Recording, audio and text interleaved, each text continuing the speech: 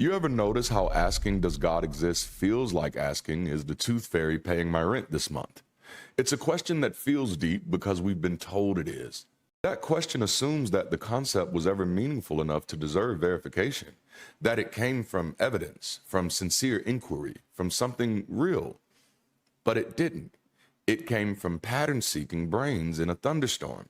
It came from firelit stories and tribal fears, from agency detection, your brain seeing a rustle in the bushes and assuming it's a predator.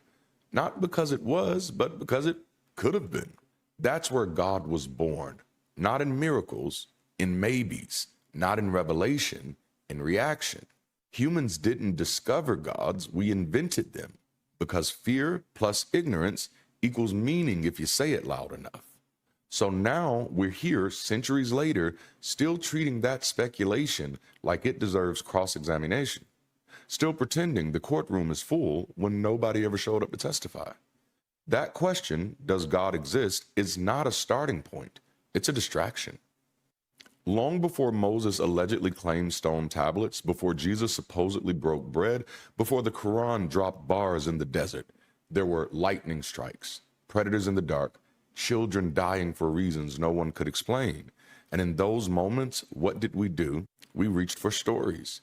We projected minds into the unknown. We didn't understand the storm, so we imagined a storm god. Didn't understand death, so we invented a gatekeeper on the other side. And don't get it twisted, this wasn't evil, it was adaptive. When you're trying to survive without science, reason becomes optional and comfort becomes mandatory. Here's the twist though. Those gods didn't evolve from truth. They evolved from terror. Gods didn't descend from heaven, they climbed up out of fear.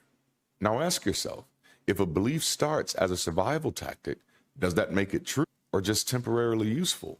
Because let's be honest, most deities sound less like universal truth and more like emotional life rafts we kept patching up with dogma.